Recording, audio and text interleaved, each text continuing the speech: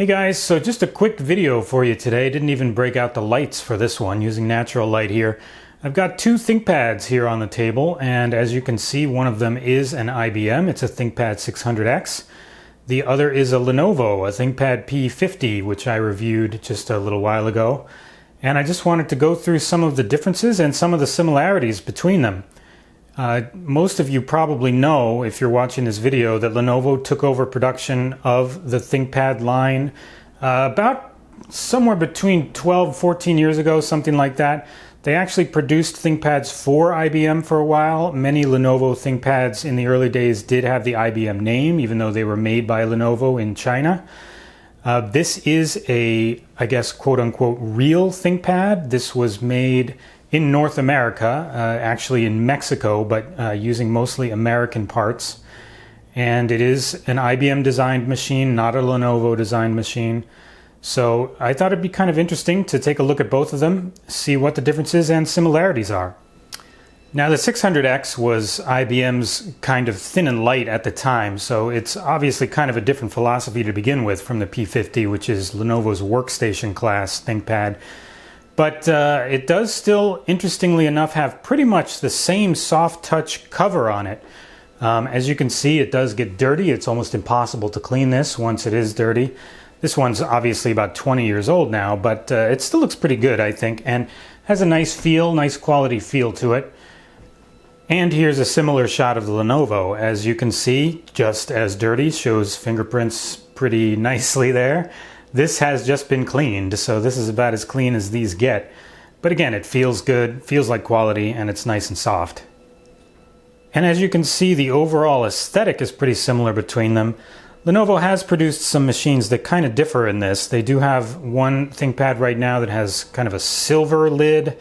I myself had a ThinkPad SL500, one of their early models, that had a glossy lid.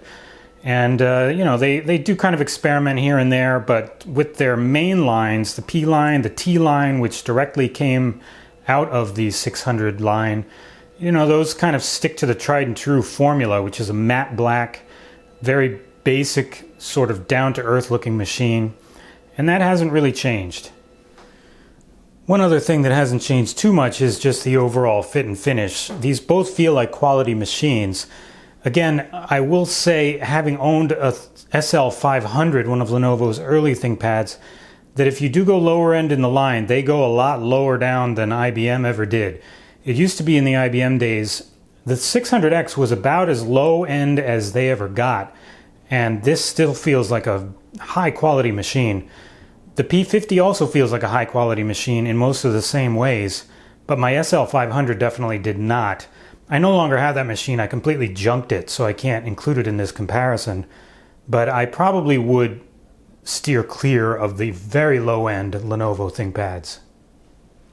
Of course, you're not going to get the nice rainbow logo on a new Lenovo ThinkPad. That died with IBM.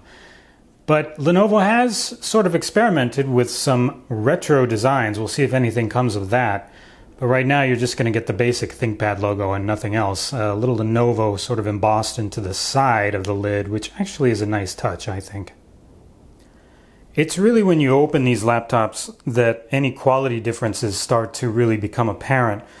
The first thing you notice is the lid design and then the hinges. Of course, back in the old days, pretty much every laptop had a lid that was latched. ThinkPad was no exception. You had to undo the latches on both sides. Some laptops only had a latch in the middle. ThinkPads had them on both sides. It became kind of second nature to do this after a while. I actually had a ThinkPad i1500 back in the day. So even though I actually just got this at a thrift store for 20 bucks, I remember how ThinkPads work. This ThinkPad, the hinges on this are just, I mean, they're extremely stiff. Look at that. There's basically no wobble at all. I'm kind of amazed by this in a 20-year-old laptop. All the laptops I've had, pretty much the hinges have worn out. Now this particular one looks like it actually wasn't used much, but still, it goes to show, even when new, I mean, this is pretty impressive. Not really the case on the Lenovo ThinkPad P50. I'll show you that here. Of course, these days laptops generally don't come with latches on their lids, and the ThinkPad is no exception. You just kind of pull it up like that, and let's just see if I can get that centered for you. Turn off the screen. You see that? That's quite a bit different. I don't really have any complaints with this overall. It does have kind of an interesting thing where if you leave it in one place for about a minute, it locks into place a little better. So as you're using it, it doesn't really wobble much, but obviously you see there it's got a little more wobble than the 600X did. And that goes for pretty much everything else about the design of this ThinkPad too. It does feel like a real ThinkPad, it's just not quite as good. And as long as I've got them open, I'll just talk a little bit about the keyboards. Of course, ThinkPads have always been known for their keyboards. This is a real IBM ThinkPad keyboard and feels amazing. It has plenty of travel. It's not all about travel though. It's also about the snap. It's got a little bit of a click right in the middle of the actuation there. And you hit the bottom and it just kind of snaps back. It feels great. And of course, ThinkPads have always had the track point. In the old days, they only had the track point. Track point or bust, that was it. And that's why people bought ThinkPads. If you didn't want the track point, you bought something else. Other laptops had touchpads, the ThinkPad had the track point. That was its differentiating factor. Now, I can't say that I'm against this. Of course, who doesn't like choice? New ThinkPads have both the track point and the touchpad. The track point itself also is now not just a little eraser head, it's kind of a larger rubberized surface.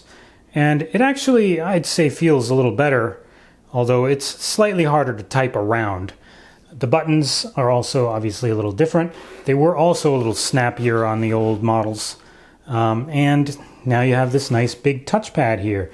I personally basically never use it, although I do use it occasionally for two-finger scrolling. But it's there if you want it. The keyboard is obviously a lot different. Modern keyboards, I don't even know if they still make keyboards like the 600X anymore. Everything these days is what they call an island style, or what those of us old school guys call a chiclet style. Individual keys sort of separated from each other. There's quite a lot of space between the keys on this keyboard, and they don't have quite as much travel as the keys on the 600X. Again, not all about travel, but they're also not quite as bouncy or snappy as the 600X or other older ThinkPad keyboards. It's not bad. It's actually probably among the better keyboards in a modern laptop that you can get, but it's just not quite the level of quality of the legendary IBM ThinkPad keyboards. Another differentiator about ThinkPads has always been FRUs and CRUs. Now, what are those? Well, field replaceable units and customer replaceable units.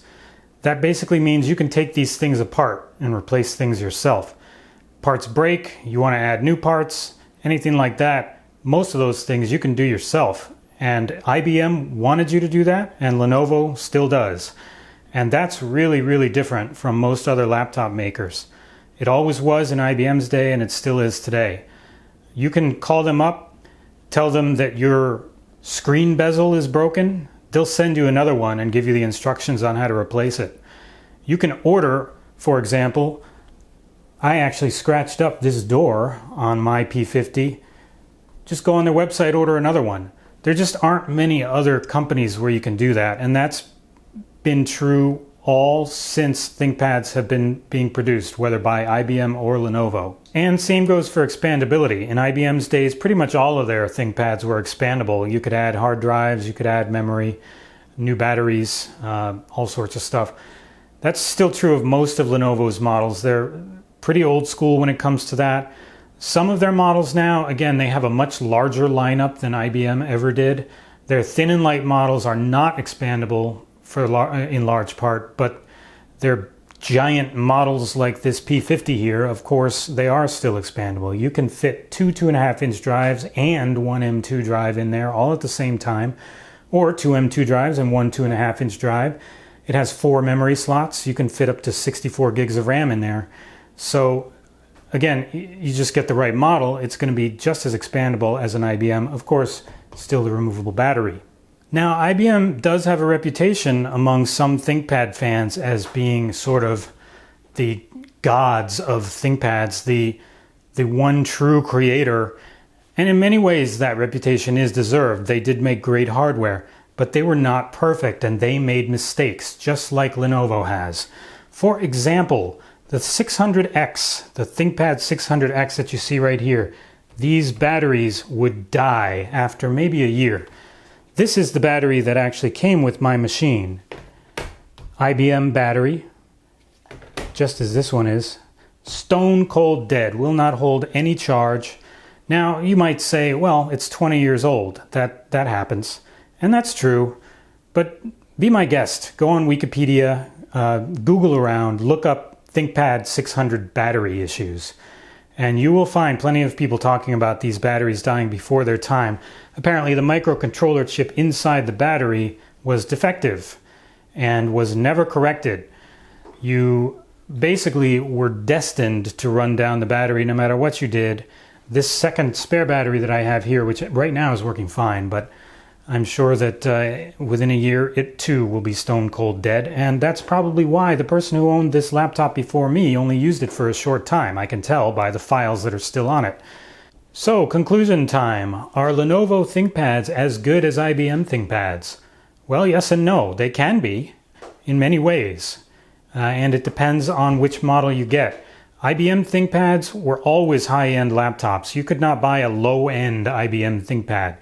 Lenovo, of course, makes a much larger range. You can now buy a low-end ThinkPad. I wouldn't advise it. I did it, and the ThinkPad SL500 that I owned broke in 3 separate ways within 18 months. The hinges cracked, the screen stopped working, and the power connector broke. So that would be my advice. Stick to the high-end if you can. If you don't, just be aware you're not really buying a real ThinkPad. You're going to get something more similar to any Asus, Acer, whatever you want to say, any of the sort of off-brands. That's what you're going to get from Lenovo in the low end. It's going to be basically an IdeaPad.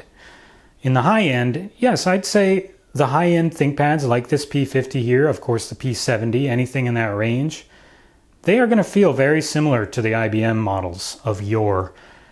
And except for a few things like the hinges not being quite as strong, the lack of latches on the lid, which is sort of across the industry these days, and the keyboard that's a little different, but that some people might actually prefer.